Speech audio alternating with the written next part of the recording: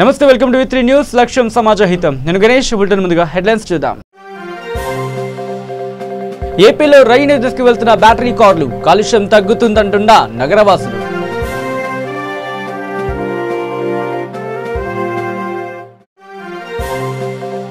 చంద్రబాబుపై కక్ష సాధింపులో భాగమే పథకాల నిలిపివేత వైఎస్ జగన్ వైఖరిని దుయ్యబట్టిన జ్యోతుల నెహ్రూ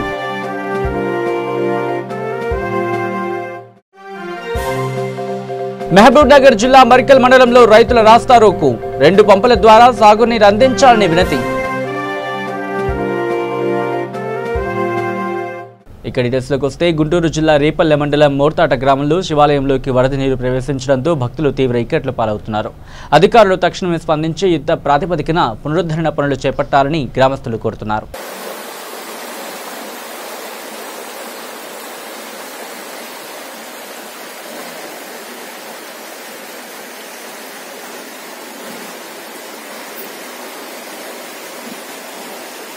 ఇక ఏపీ మార్కెట్లో అప్పుడే బ్యాటరీ కార్లు పరుగులు పెడుతున్నాయి. అంతకంతకు పెరుగుతున్న కాలుష్యాన్ని తగ్గించేందుకు కారు నిర్మాణ సంస్థలు చేస్తున్న ప్రయత్నాలు మంచి ఫలితాలను ఇస్తున్నాయి. ఈ క్రమంలో నెల్లూరు జిల్లాలో బ్యాటరీ కారును ఎంపీ ఆదాల ప్రభాకర్ ప్రారంభించారు. పర్యావరణ పరిరక్షణ బాధ్యతగా భావిస్తూ ప్రతి పౌరుడు కాలుష్యకారకమైన వాహనాల వినియోగం తగ్గించుకునేలా చైతన్యం పెరగాలని ఎంపీ ఆదాల ప్రభాకర్ రెడ్డి అన్నారు.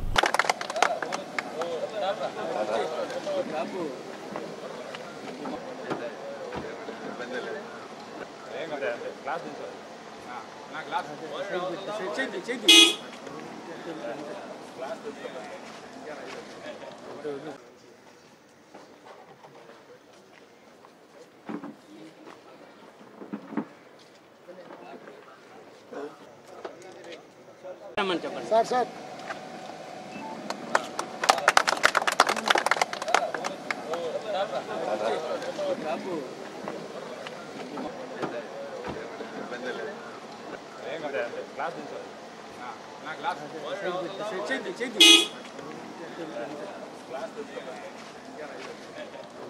ఇక రంగారెడ్డి జిల్లా చేవెళ్ల మండలంలోని న్యాలట రామన్న గూడ దామర దిగ్ద ఇబ్రహీంపల్లి గ్రామాల్లో హరితహారం కార్యక్రమంలో భాగంగా మొక్కలు నాటి పలు అభివృద్ధి కార్యక్రమాలను ప్రారంభించారు. చేవెళ్ల ఎమ్మెల్యే కాలే యాదయ్య పాల్గొన్నారు. అలాగే చేవెళ్ల ఎంపీపీ మల్గారి విజయలక్ష్మి, టీఆర్ఎస్ సీనియర్ నాయకులు రమణారెడ్డి, తేవర కృష్ణారెడ్డి, చేవెళ్ల ఎంపీడీఓ మరియు న్యాలట రామన్నగూడ దామర గిద్ద ఇబ్రహీంపల్లి సర్పంచ్లు పాల్గొన్నారు. చేవెళ్ల ఎమ్మెల్యే కాలే యాదయ్య మాట్లాడుతూ తెలంగాణ ప్రభుత్వం ప్రతిష్టాత్మకంగా చేపట్టిన హరితహారం కార్యక్రమాన్ని అందరూ పాటించాలని, ప్రతి ఒక్కరూ మొక్కలు నాటి వాటిని పరిరక్షించాలని అన్నారు.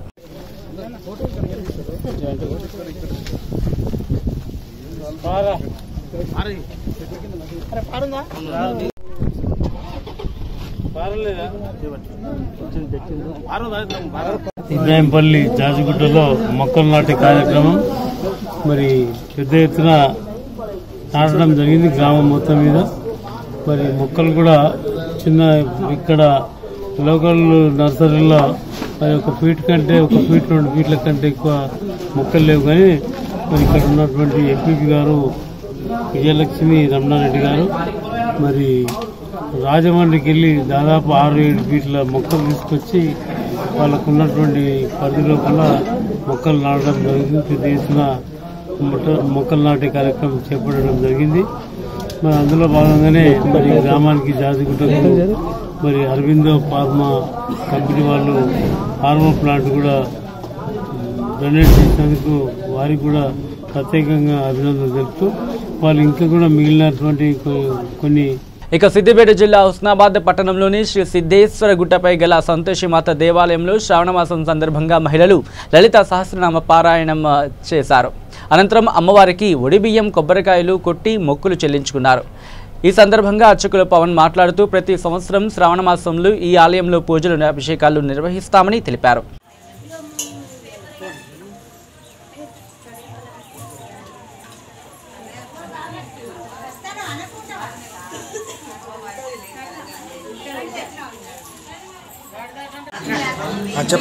శుక్రవారం ఎప్పుడు వస్తుందని కూడా మేము ఎదురు చూసుకొని ఈ వారంలో ఈ అమ్మవారి దగ్గర మేము భజనలు పారాయణాలు చేస్తాం. మాకు హుస్నాబాద్ పట్టణ ప్రజలకు నిజామాబాద్ ప్రజలందరికీ శ్రావణ మాసం శుభాకాంక్షలు. వరలక్ష్మి వ్రతం అమ్మవారి సంతోషమాత శుభాకాంక్షలు. ఈరోజు సిద్ధేశ్వర గుట్టపై ఉన్నటువంటి శ్రీ సంతోషమాత దేవాలయంలో శ్రావణ మాసం సందర్భంగా 3వ శుక్రవారం ఈరోజు లలితా సహస్రనామ పారాయణం, లలితా చాలీసా పారాయణం చేయడం జరిగింది. ప్రతి సంవత్సరం కూడా శ్రావణ మాసంలో 3వ శుక్రవారం రోజు ఈ దేవాలయంలో గత 8 సంవత్సరాలుగా ఈ పారాయణం చేయడం జరుగుతుంది. ఈ పారాయణం చేసినటువంటి భక్తులందరికీ కూడా అమ్మవారి అనుగ్రహం ఎల్లవేళలా ఉండాలని కోరుకుంటున్నాం. ఇక జగ్గంపేటలో మీడియా సమావేశంలో జ్యోతుల నెహ్రూ మాట్లాడారు. వైసీపీ ప్రభుత్వం ప్రజా పనులను రద్దు చేసిందని అన్నారు. రాష్ట్రంలో 13 జిల్లాల్లో 81 కోట్ల రూపాయల పనులను రద్దు చేసిందని అన్నారు ఆయన.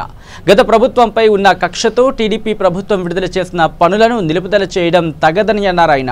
ప్రజా ఉపయోగం కోసం వేసే రోడ్ల పనులను నిలుపుదల చేసే జీవోను రద్దు చేసి వాటిని పూర్తి చేయాలని పంచాయతీరాజ్ శాఖ మంత్రిని, స్థానిక ఎమ్మెల్యేను కోరడం జరుగుతుంది అని అన్నారు. నియోజకవర్గంలో గ్రావెల్ రోడ్లకు 6,40,77,663 రూపాయల నిధులను, నీరు ప్రగతి పనులకు గాను 5,91,14,000 రూపాయల నిధుల బిల్లులు రావాల్సి ఉందని అన్నారు ఆయన. ఎన్ఆర్ఈజీఎస్ పంచాయతీ నిధులు కలిపి చేసినవి నియోజకవర్గంలో 11,60,00,000 పనులకు గాను నిధులు విడుదల కావాల్సి ఉందని అన్నారు. ఈ పనులు చేసిన వారికి ప్రభుత్వం బిల్లులు ఇవ్వకపోతే తెలుగుదేశం పార్టీ తరపున న్యాయ పోరాటానికి నేను సిద్ధపడతాను అని అన్నారు ఆయన. ప్రకాశం బ్యారేజ్ 3 టీఎంసీల నీటిని నిల్వ ఉంచారని చాలా దుశ్చర్య అని అన్నారు. బ్యారేజీని ప్రమాదపు స్థాయికి తీసుకువెళ్తున్నారని, కేవలం మాజీ ముఖ్యమంత్రి చంద్రబాబు నాయుడుపై ఉన్న కక్షతో ఈ విధంగా చేస్తున్నారు అని అన్నారు. ఈ చర్య తగదని జ్యోతుల నెహ్రూ దుయ్యబట్టారు. ఇది 3 టీఎంసీలు పూర్తి సామర్థ్యం, 3.07 టీఎంసీల నీరు మాత్రం పూర్తి సామర్థ్యంగా నిలవబెట్టారు. అక్కడ గత 10-15 రోజులుగా ఎప్పుడూ లేనట్టు 10 సంవత్సరాల్లో లేనటువంటి విధానంలో ఇవాళ కృష్ణా రివర్ ఒక్కొక్క ప్రాజెక్టుని దాటుకుంటూ ముందుకు వస్తున్నటువంటి పరిస్థితులు ఉన్నాయి. ముందస్తుగానే వరద ప్రమాదం ఉంది అని చెప్పేసి తెలియజేసినటువంటి పరిస్థితులు కూడా ఉన్నాయి. ఏ ప్రాజెక్ట్ అయినా సరే ఇటువంటి పరిస్థితుల్లో పూర్తి సామర్థ్యాన్ని నిలవ ఉంచకుండా కనీసం గ్యాప్ పెట్టి కిందకి వచ్చే నీటిని వచ్చినట్టుగా పోయేటటువంటి విధానానికి పంపించేటటువంటి పరిస్థితులు ఉంటాయి. పర్వాలేదు, కానీ కేవలం కక్ష సాధింపుతోటి ఏదైతే గౌరవ ప్రతిపక్ష నాయకుడు చంద్రబాబు నాయుడు గారు నివాసం ఉంటున్నటువంటి భవనం ఉందో ఆ భవనం నీటి ముంపు చేసి చూపెట్టాలి అనేటటువంటి ఒక దురాలోచనతో, ఒక దురుద్దేశంతో పూర్తి స్థాయి నీటి మొత్తాన్ని నిలుపుదల చేసి అవసరం అనుకుంటే రేపు ఏమైనా ప్రమాదవశాత్తు ఇంకా ఫ్లడ్లో పెరిగినట్టయితే దాంతో ఇంకా బాగా మొలగాలి, మేము అందుకోసమే దీని అంతటినీ కూడా తీసేయమని చెప్తున్నామని చెప్పేసి చెప్పుకోవడం కోసం ఈవేళ బ్యారేజ్ దెబ్బతిన్నా పర్వాలేదు. ఈవేళ బ్యారేజ్ కానీ దెబ్బతిన్నదంటే ఏమాత్రం ప్రమాదవశాత్తులు ఏమైనా జరిగినట్టయితే మరి ఈనాడు ఉన్నటువంటి పరిస్థితుల్లో వస్తున్నటువంటి ఎగువ ప్రాంతాల్లో ప్రాజెక్టులు అన్నీ ఫుల్గా ఉన్నాయి. ఏమాత్రం అన్ఎస్టిమేటెడ్ ఫ్లడ్ వచ్చినా బ్యారేజ్కే ప్రమాదం అయ్యేటటువంటి పరిస్థితి ఈ రకంగా నిలుపుదల చేసినట్టయితే, పూర్తి సామర్థ్యాన్ని పెట్టినట్టయితే, ఇక్కడ చంద్రబాబు నాయుడు మీద ఉండేటటువంటి కక్షతో ఒక బ్యారేజ్ని కూడా ప్రమాద స్థాయికి తీసుకొచ్చేటటువంటి నికృష్టమైనటువంటి చర్యకి ప్రభుత్వం చర్యలు తీసుకుంటుంది అంటే దీన్ని ఏమనాలో నాకైతే అర్థం కావట్లే. మళ్ళీ పైపెచ్చు ఆయన వైద్యం కోసం హైదరాబాద్ వెళ్ళి అక్కడ వైద్యం చేయించుకుంటుంటే చేతికి ఏదో ఇబ్బంది అయ్యి రెస్ట్లో ఉంటే దాన్ని కూడా అవహేళన చేసేటటువంటి దౌర్భాగ్య పరిస్థితుల్లో ఇవాళ మంత్రులు ఉన్నారంటే మరి ఏమనుకోలో నాకు అర్థం కావట్లే. ఇదంతా కూడా ఏంటంటే ఒక డ్రామా. ఏదైతే వాళ్ళు ముందు మొట్టమొదటి నుంచి కూడా ప్రజావేదికను పడగొట్టిన దగ్గర నుంచి చంద్రబాబు నాయుడు నివాసం ఉంటున్నటువంటి ఇల్లుని ఖాళీ చేయాలనేంత వరకు కూడా ఇక కరీంనగర్లో జరిగిన మత్స్య కార్మికులకు చేపల పంపిణీ కార్యక్రమంలో ఈటెల రాజేందర్ పాల్గొన్నారు. ఈ సందర్భంగా ఆయన మాట్లాడుతూ గత ప్రభుత్వాలను ఎన్నోసార్లు మత్స్యకారుల ఉపాధి కోసం మేము ఆవేదన వ్యక్తం చేశాం. కానీ గత పాలకులు ప్రభుత్వాలు పట్టించుకున్న పాపాన పోలేదు. తెలంగాణ ప్రభుత్వం 3 లక్షల చేప పిల్లలను మొదటి విడతగా మంజూరు చేసింది. ఈరోజు మనకు అందుబాటులో ఉన్న మానేరు డ్యాంలో ఈ చేప పిల్లలను వేయడం జరిగింది. మత్స్య కార్మికులకు వేరే కుల వృత్తులు వాటి పనులు చేయడం తెలియదు. దీనిపైనే జీవించడం కాబట్టి వీటిని ఎల్లవేళలా వీటి పెరుగుదలకు అన్ని జాగ్రత్తలు తీసుకోవాలని కోరారు. మత్స్య కార్మికులకు ఇచ్చే రుణ మాఫీ కాకుండా వాహనాలు, సైకిల్ మోటార్లు, సబ్సిడీలు అన్ని విధాలుగా వాడుకోమని అన్నారు. అలాగే రానున్న 2-3 రోజుల్లో ఎగువ మానేరు నీళ్లు రానున్నాయి. ఈ ప్రాంత ప్రజలకు గొప్ప వరాలుగా భావించి నీళ్లను సమృద్ధిగా వాడుకోవాలని ఈ ప్రాంత ప్రజలను, రైతులను, మత్స్యకారులను కోరారు ఆయన.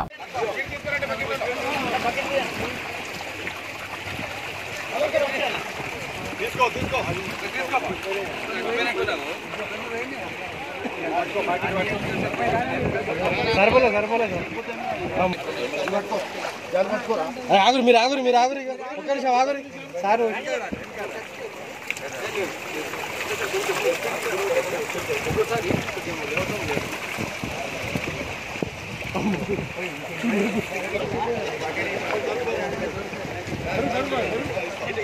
కింద చేపలు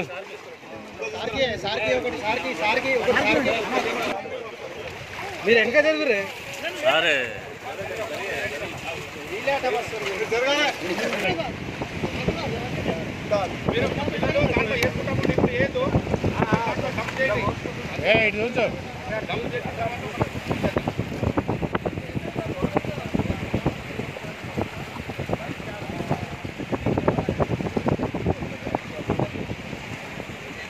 దీన్ని దృష్టిలో ఉంచుకునే కేంద్ర ప్రభుత్వము ప్రత్యేకంగా ప్రత్యేకమైన శాఖను ఏర్పడేసి ఈ రంగం అభివృద్ధి కోసము అనేక సబ్సిడీ పరంగా రుణాలు ఇవ్వడం జరుగుతున్నది. కొత్త చెరువుల నిర్మాణం కానీ, చెరువుల ఆధునీకరణ కానీ, పరికరాల విషయంలో సబ్సిడీ కానీ, దాంతోపాటు వాహనాల విషయంలో కానీ సబ్సిడీ ఇవ్వడంతో పాటు బీమా సౌకర్యాన్ని కూడా ఇవాళ కల్పించడం జరుగుతున్నది. కాబట్టి ప్రత్యేకంగా మన పార్లమెంట్ సమావేశాల సందర్భంగా ఈ విషయంపై ప్రత్యేక చర్చ జరగడము, అనేక మంది పార్లమెంట్ సభ్యులు దీని మీద అనుమానాలు కానీ వాటిని నివృత్తి చేసుకోవడము, సంబంధిత మంత్రి గారు కూడా రాబోయే రోజుల్లో ఈ అనుమానాల నివృత్తితో పాటు ఒక కమిటీ వేసి కింది స్థాయిలో ఉన్నటువంటి వాళ్ళ సమస్యలు తెలుసుకొని ఆ సమస్యలు లేకుండా తీసే ప్రయత్నం చేస్తామని చెప్పి మన హామీ ఇచ్చారు. కాబట్టి రాబోయే రోజుల్లో కూడా ఈ రంగాన్ని పూర్తిగా ప్రోత్సహించడం పాటు ఒక పార్లమెంట్ సభ్యునిగా వాళ్ళ అభివృద్ధి కోసము, ఆ కుటుంబాల యొక్క వాళ్ళ కాపాడుకోవడం కోసము ఏ సౌకర్యం అయినప్పుడు కూడా వాటిని చేసే ప్రయత్నం చేస్తా, తీర్చే ప్రయత్నం చేస్తా, సమస్య లేని ఒక రంగానిగా దీన్ని తీర్చిదే ప్రయత్నం చేస్తా. తప్పకుండా అందరం కూడా ఈ విషయాన్ని దృష్టిలో ఉంచుకొని కలిసికట్టుగా, ఏంటంటే చాలా పేద ప్రజలు ఏదో అత్యాశతో కోట్ల రూపాయలు సంపాదించుకోవాలి, లక్షల రూపాయలు సంపాదించుకోవడం ఆశ లేదు. కేవలము కుటుంబ పోషణ కోసం మాత్రమే వాళ్ళు ఇస్తున్న అనేక ప్రమాదాలు గురవుతున్నారు. ఇక కర్నూలు జిల్లా కె నాగలపురంలో వాహనాల తనిఖీలో భాగంగా మహారాష్ట్ర నుంచి అక్రమంగా తరలిస్తున్న 300 కేజీల గంజాయిని పట్టుకున్నారు అధికారులు. కేసు నమోదు చేసుకుని దర్యాప్తు చేస్తున్నారు పోలీసులు.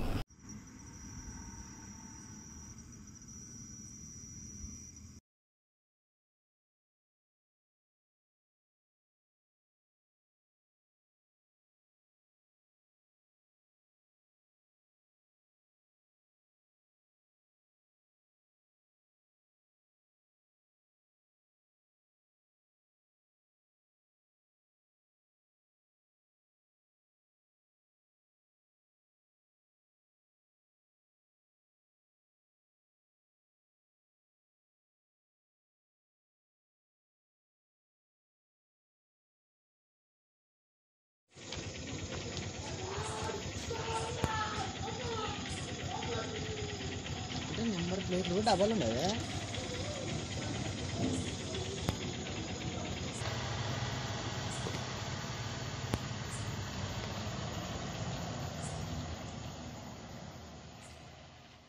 ఇక సూర్యాపేట జిల్లా మఠంపల్లి మండలం మట్టపల్లి దేవస్థానంలోకి భారీగా వరద నీరు చేరుతోంది. వరద నీరు గర్భగుడిలోకి ప్రవేశించడంతో భక్తులకు స్వామివారి దర్శనం రద్దు చేశారు. స్వామివారికి సంబంధించిన దర్శనాన్ని పైన ఉన్న మద్రాసు సత్రానికి తరలించడం జరిగింది. ప్రమాద హెచ్చరిక జారీ చేశారు దేవస్థాన అధికారులు. 2009లో ఉగ్రరూపం దాల్చిన కృష్ణమ్మ తిరిగి 2013లో మళ్లీ తీవ్ర స్థాయిలో ఉగ్రరూపం చూపింది.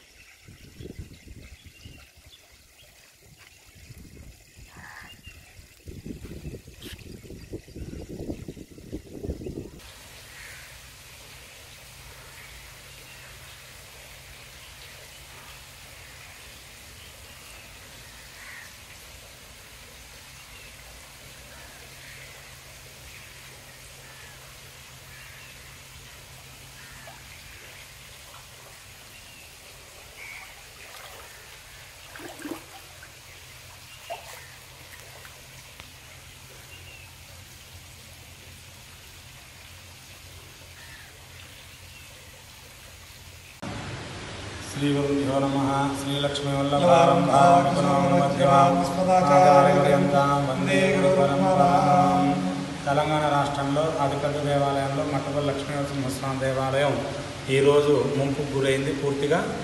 ఈ సందర్భంగా స్వామివారికి విశేషంగా ఎంత ముంపుకు గురైనా సరే అర్చకులందరూ కలిసి స్వామివారికి అభిషేకం చేయడానికి గుడిలోకి తరలివచ్చినాము. స్వామివారి గర్భాలయంలోకి స్వామివారి పాదాలకి నీరు చేరినాయి.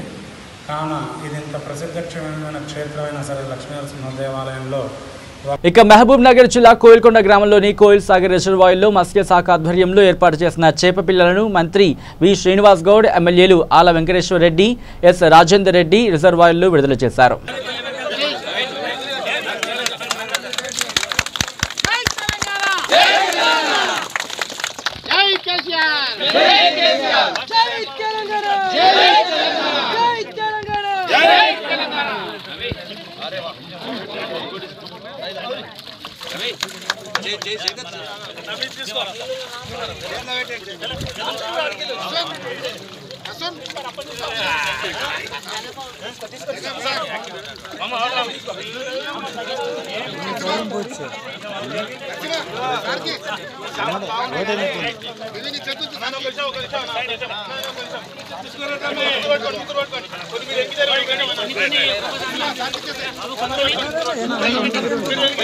మీరు పోయినా రారు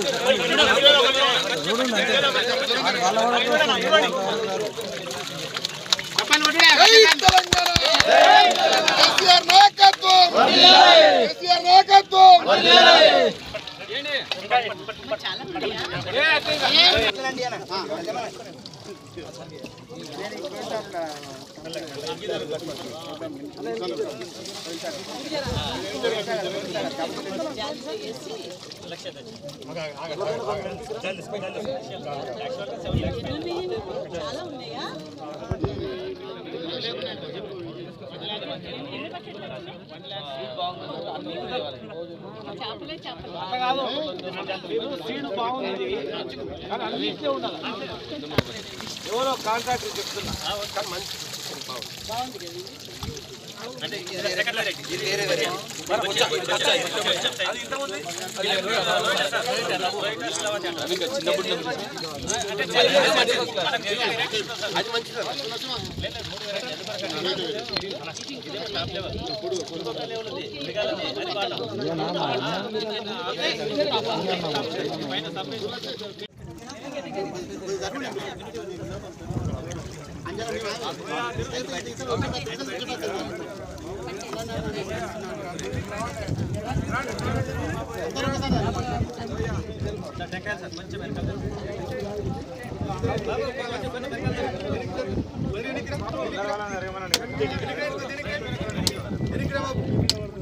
ఇక నారాయణపేట మరికల్ మండలం లాల్కోట చౌరస్తాలో కాంగ్రెస్ నాయకులు వంశీ చంద్ రెడ్డి నేతృత్వంలో రైతులు రాస్తారోకో నిర్వహించారు. కోయిల్ సాగర్ కు 2 పంపుల ద్వారా నీటిని విడుదల చేయాలని డిమాండ్ చేశారు.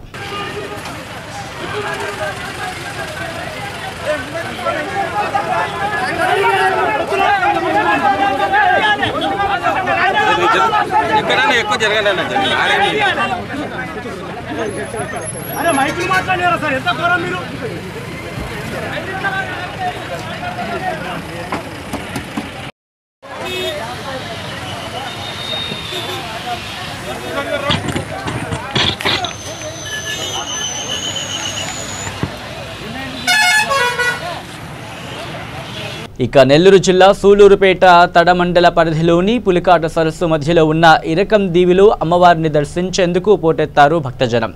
దివిలో ఉన్న అమ్మవారిని దర్శించేందుకు పక్క రాష్ట్రాల నుంచి అధిక సంఖ్యలో వచ్చిన భక్తులు అమ్మవారి దర్శనం తర్వాత తిరిగి బోటులో ప్రయాణిస్తున్న సమయంలో ఒక్కసారిగా తిరగబడింది బోటు. ప్రమాదం జరిగిన సమయంలో బోట్లో 40 మంది ప్రయాణికులు ఉన్నట్లు తెలుస్తోంది.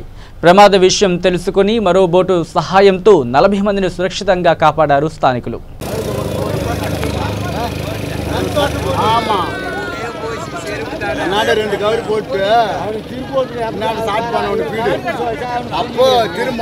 ఇక ఉస్మానియా వర్సిటీలో వసతి గృహాల రక్షణ కరువైందంటూ నినాదాలు చేస్తూ విద్యార్థులు రోడ్డుపై బైఠాయించారు. విద్యార్థులకు పూర్తి రక్షణ కల్పించాలని డిమాండ్ చేశారు. నిన్న గుర్తు తెలియని వ్యక్తి హాస్టల్లోకి ప్రవేశించి కత్తితో అమ్మాయిని బెదిరించి విద్యార్థిని పట్ల అసభ్యకరంగా ప్రవర్తించినట్లు విద్యార్థులు తెలిపారు. ఇలాంటి ఘటనలు పునరావృతం కాకుండా ఓయూ అధికారులు తగిన చర్యలు తీసుకోవాలని రోడ్డుపై బైఠాయించి ఆందోళనకు దిగారు. దీంతో ధర్నా చేస్తున్న విద్యార్థులకు మిస్టర్ గోపాల్ రెడ్డి ఈ ఇంజనీరింగ్ కాలేజ్ ప్రిన్సిపల్ కుమార్ వచ్చి హాస్టళ్లకు 20 నుంచి 30 సీసీ కెమెరాలు ఏర్పాటు చేస్తామని, హాస్టల్ కాంపౌండ్ వాల్ పెద్దదిగా ఏర్పాటు చేస్తామని హామీ ఇచ్చారు. మహిళలకు రక్షణ లేకపోవటం, ఉస్మానియాలో గర్ల్స్కు రక్షణ లేకపోవడం, నశించాలి అధికారుల నిర్లక్ష్య వైఖరి.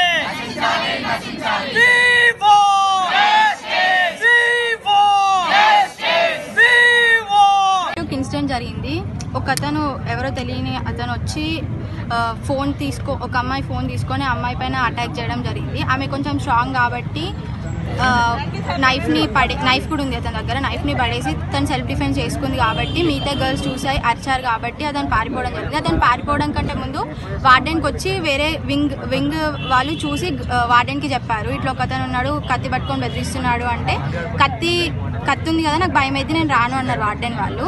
అలా వాళ్ళే భయపడితే వాళ్ళు అసలు ఎందుకు ఉండడం అనేది ఇప్పుడు క్వశ్చన్. ఇక్కడ అసలు వాళ్ళు లేకపోతే మేమే ఉంటాం కదా. వాళ్ళు సెక్యూరిటీ నైట్ డ్యూటీ చేసే సెక్యూరిటీ వాళ్ళు అసలు తిరగాలి, మొత్తం తిరిగి చూసుకోవాలి అసలు అందరు సేఫ్టీగా ఉన్నారా లేదా అని. ఇక్కడ 2 CC కెమెరాస్ ఉన్నాయి బయట, అవి కూడా ఎందుకు, చాలా మనీ పోయి ఒక తెలియని ఆమె లోపలికి వచ్చి చాలా మనీ పోయినాయి కాబట్టి అడగంగా 2 ముందు CC కెమెరాస్ పెట్టించారు. ముందట వాల్స్ కనిపిస్తున్నాయి, వెనకాల చుట్టూ అసలు ఎట్టు వాల్స్ లేవు కాబట్టి అందరు రాగలుగుతున్నారు. మళ్ళీ ఎవరు వస్తున్నారు? ఇమీడియట్గా మేము అందరము హాస్టల్ దగ్గరికి రావడం జరిగింది. స్టూడెంట్స్తో ఇంటరాక్ట్ కావడం జరిగింది. దాదాపు 50 మెంబర్ స్టూడెంట్స్తో నేను, vice principal, additional chief warden వీళ్ళందరం కూడా వెళ్ళి స్టూడెంట్స్ అందరికీ కూడా మేము ధైర్యం చెప్పాము. ఆ స్టూడెంట్ ఎవరైతే ఈ నైఫ్ అటాక్ ఏందో తనని ఇమీడియట్గా హాస్పిటల్కి తీసుకెళ్ళడం జరిగింది. మా తరఫున అంటే దాదాపు మేము 3-4 అవర్స్ కంటిన్యూస్గా మార్నింగ్ టైంలో ఉన్నాము. తర్వాత ఈవినింగ్ కూడా వచ్చేసి సెక్యూరిటీ 5 మెంబర్స్ అడిషనల్ స్టాఫ్ను కూడా ఇచ్చాము. ఎవరైనా అక్కడ మాట్లాడారు, 2 ఉమెన్ సెక్యూరిటీ గార్డ్స్, తర్వాత 2 మెన్ సెక్యూరిటీ గార్డ్స్ కూడా ప్రొవైడ్ చేయడం జరిగింది. రెగ్యులర్గా 4 మెంబర్స్ ఉంటారు. 4 మెంబర్స్తో పాటు ఇంకా 4 మెంబర్స్ అడిషనల్ కూడా ఇచ్చి CC కెమెరాస్ ఎక్కడెక్కడ పెట్టాలని ఈ ఉమెన్ ఎవరైతే వార్డెన్స్ ఉన్నారో ఆ ఉమెన్ వార్డెన్స్ను కూడా స్టూడెంట్స్ దగ్గర నుండి విచారించిన తర్వాత అంటే వాళ్ళ సజెషన్స్ తీసుకొని ఏ పాయింట్ దగ్గర పెట్టాలి అనే దానిపైన కూడా మేము వర్కౌట్ చేసాము. ఇప్పుడు ఆ వర్క్ కూడా జరుగుతున్నది.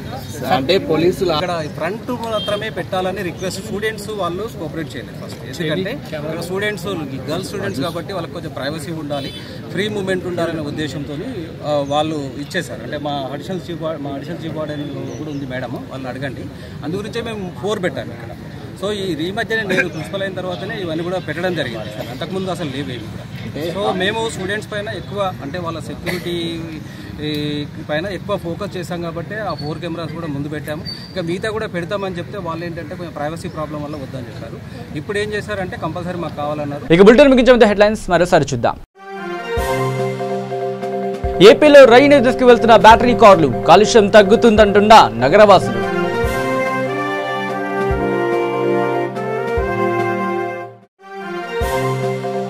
చంద్రబాబుపై కక్ష సాధింపులో భాగమే పథకాల నిలిపివేత, వైఎస్ జగన్ వైఖరిని దుయ్యబట్టిన జ్యోతుల నెహ్రూ.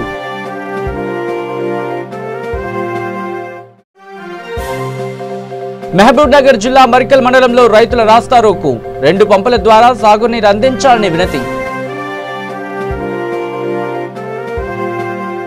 ఇవి bulletin updates. Keep watching V3 news. లక్ష్యం సమాజహితం.